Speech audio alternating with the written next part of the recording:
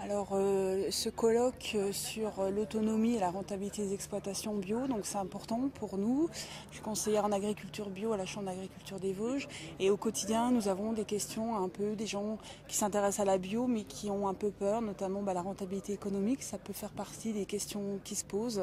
Est-ce qu'un système bio est aussi rentable qu'un autre? Donc c'est important pour nous de communiquer sur ce point-là et de montrer qu'en bio on peut très bien s'en sortir et avoir un revenu qui est identique à des autres systèmes.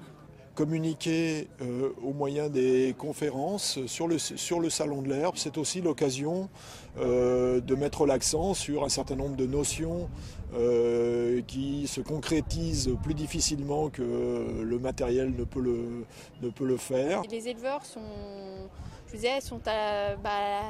à la demande d'informations sur la luzerne, puisque beaucoup voient des voisins ou lisent des publications sur le retour de cette plante-là et se posent justement la question de l'introduction dans leur système. Et aujourd'hui, on est là pour à la fois apporter des éléments techniques, mais aussi économiques par rapport à cette décision-là.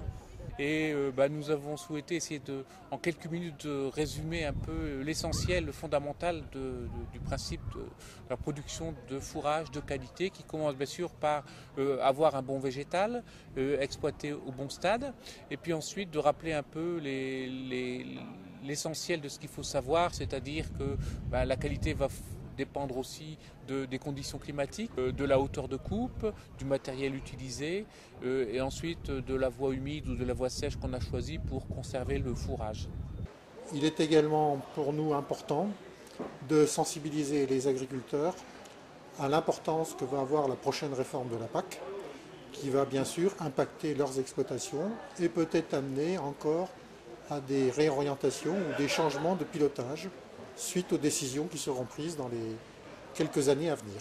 J'ai trouvé des réponses sur semis de pâture, sur que faire là avec le problème sécheresse. L'herbe a une importance primordiale sur la ferme. Là, je suis venu ce matin pour la conférence en ce qui concerne l'autonomie fourragère. On connaît depuis quelques années des difficultés à boucler l'alimentation, le bilan fourrager au niveau de l'alimentation des animaux. Donc c'est important de voir quelles solutions aujourd'hui on peut trouver face au problème de la sécheresse.